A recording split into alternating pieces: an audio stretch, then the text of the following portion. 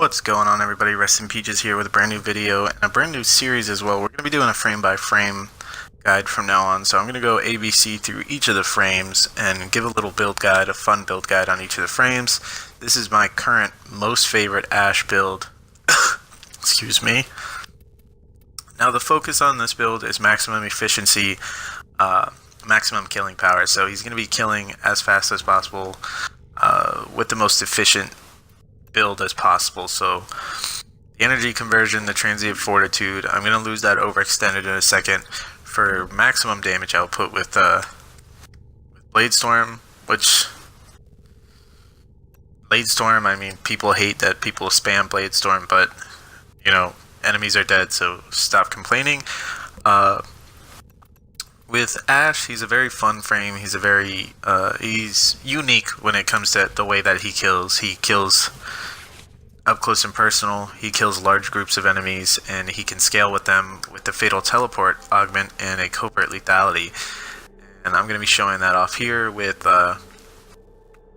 just some quick clips of like a mid-tier mission on is this Uranus? Europa? Neptune, haha. But so nothing too crazy with this build. You're gonna be using Fatal Teleport. Don't want to be spamming Blade Storm, and if you want to get to the other side of the map, so Fatal Teleport on this build has 87-meter range, which is kind of like a get in get out mechanic. You can kind of just Fatal Teleport to something up close, get into a group, you can turn around and Blade Storm the rest of them. Now the thing about Blade Storm is you cannot target flying enemies with it. Grineer with the jetpacks, they're not flying enemies, they're just enemies that can fly. But here I'll show, so I'm Fatal Teleporting, and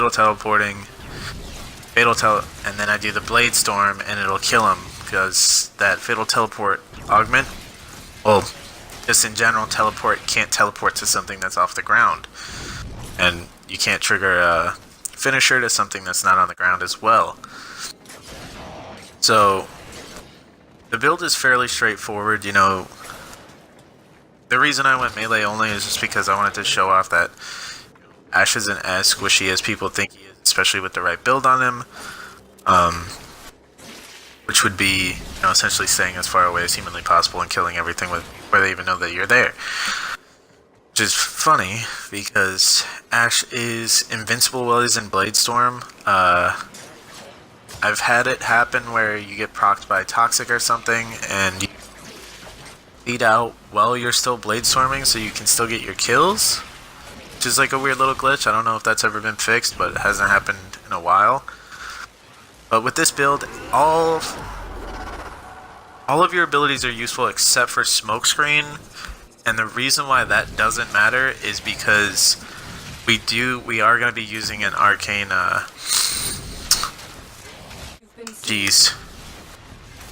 arcane trickery. There it is. We're going to be using arcane trickery, which I know some people, oh, I don't play the raids and I don't feel like spending platinum on the build. Then you don't have to use it. It's just that easy. You can substitute in a little bit more duration for, you know, over whatever else you want. You lose the energy conversion and try to put duration on there without messing up the rest of the build. But trickeries are not expensive anymore. They're like 30. I've picked a few up for 30 plat. You can sell a mod for 30 plat and then buy a trickery. And this isn't even a full set of trickeries. This is just, I want to say 6 trickeries. So I'm not even done with this set yet. But the main focus of this build is killing with a side of, you know, getting around to kill. The main reason Ashe is overlooked so greatly is because all he can do is kill, but people forget that at the end of the day, that's the whole point of the game, is to kill the enemies before they kill you and to kill as many of them before they can kill you. And Ashe has the ability to output large amounts of damage in a very short period of time. Like this burster right here, if I was any other frame with just a melee, I'd pretty much be totally screwed because burstas love to just slap people around. But let's get back to the build real quick. So There's results, 96 kills. It took me about 6 minutes to clear the map. High mobility build. With the dagger, we're going to be using the covert lethality mod I was talking about. So what that mod does essentially is makes it whenever you do fatal teleport to somebody, you will instant kill them. It will do a one-hit kill. It'll just instantly do their total health damage as the damage dealt. So none of those other mods on there matter. I just have them on there because I like having the spaces filled in. Now with Ashe,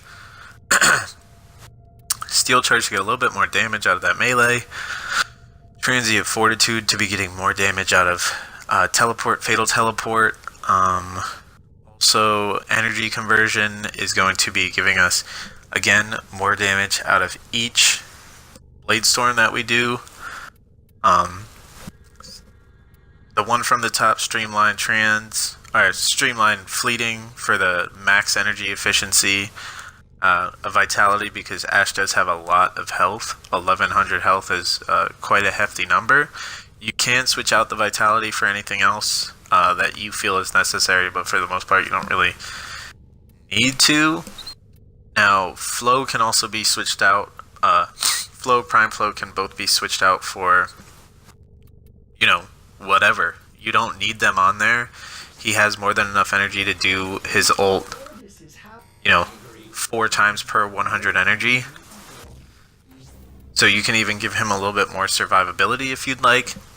You can throw a Forma on him. I don't have any Formas on him just because he doesn't need them. He scales fine, and as long as you put the mods in the right place, you're good. But, the build is very straightforward. Fatal Teleport and Blade Storm are your two mains.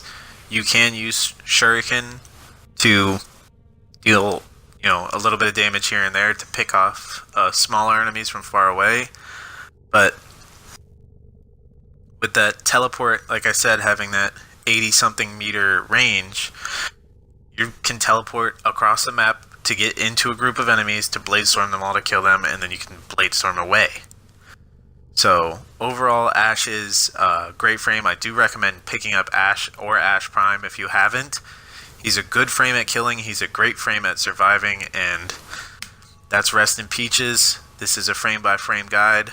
Ashe Prime. Get him while you can.